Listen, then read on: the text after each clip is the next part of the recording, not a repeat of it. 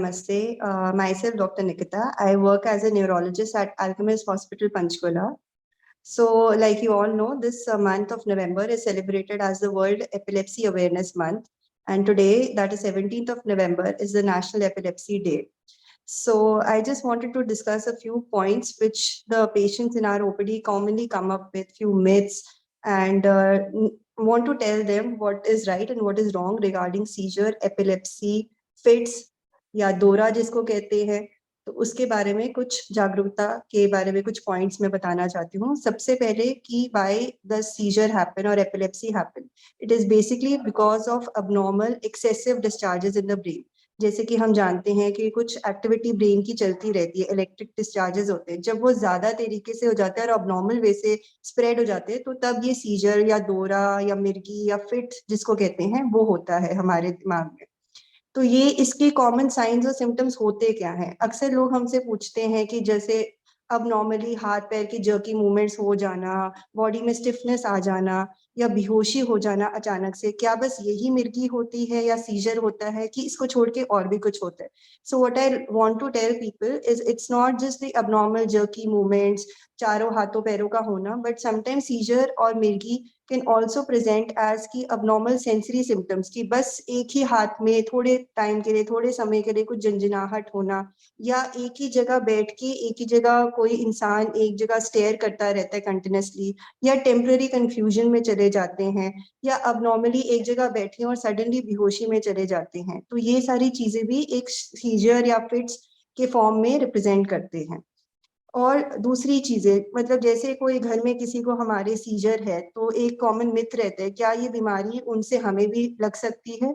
ऐसा नहीं है। सीजर कोई कंटेजियस या एपिलेप्सी कोई कंटेजियस बीमारी नहीं है कि आपके साथ जो रह रहे अगर उनको दौरे या फिट्स की प्रॉब्लम है तो आपको भी होने की आशंका है।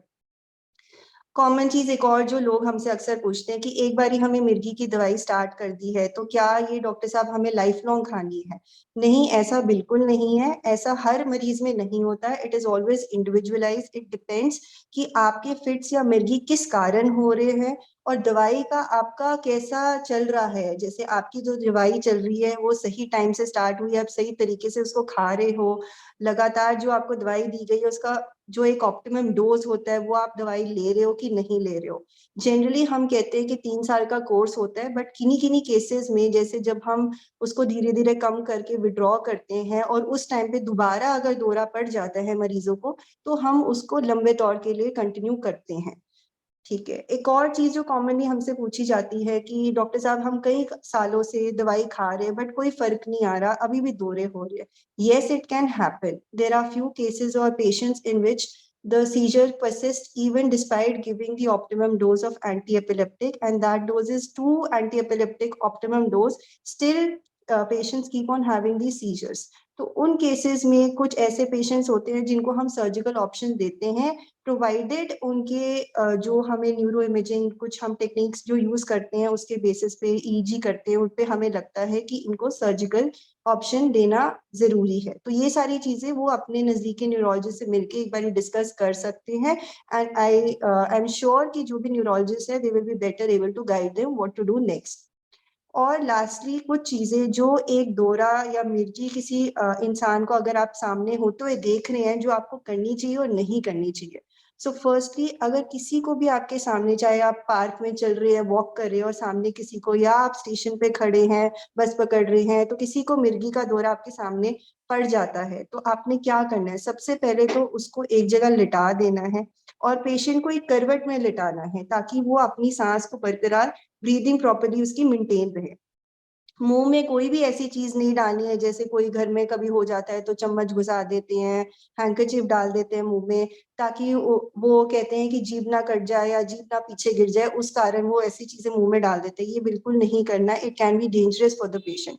जहां पे भी आप पेशेंट को लिटा रहे हैं आसपास देखिए कोई शार्प ऑब्जेक्ट, कोई ऐसी चीजें ना पड़ी हुई, कोई पत्थर, कोई भी चीज जो शार्प नोकीली चीज है जो पेशेंट को लिटाते टाइम उसको और इंजरी कॉज करे, तो उसका अक्सर आपको ये सब चीजों का ध्यान देना है। एंड स्पेशली आप एज अ पर्सन जो उनके फर्स्ट एड बन रहे हैं, you should not panic at all.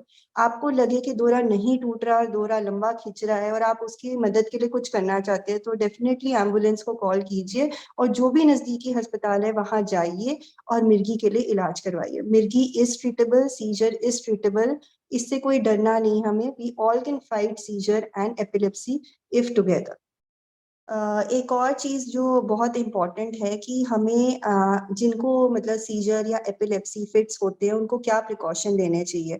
आपकी दवाई तो आप बहुत अच्छे से खाइए, उसकी कंप्लायंस आप अच्छा रखिए, बट साथ ही साथ आपने कुछ चीजों का ध्यान रखना है। जैसे कभी भी अपनी कोई मील स्किप नहीं करनी है, तीनों टाइम का खाना डेफिनेटली अच्छे से खाइए। नींद आपकी अच्छी होनी चाहिए, नींद पे कोई कॉम्प्रोमाइज नहीं होना चाहिए। कोई भी स्ट्रेस, फियर, एंजाइटी है, इन सारी चीजों को आपको कम रखना है। ऐसा नहीं है कि ये बहुत ही रेयर बीमारी है, ये बहुत कॉमन बीमारी है। और ऐसा नहीं है कि इसका कोई इलाज नहीं है, ला इलाज बीमारी नहीं है, डेफिनेटली इसका इलाज होता है। तो इन सब चीजों को लेके डरिए मत और अपनी सीजर की दवाइयाँ अच्छे से खाइए। Thank you.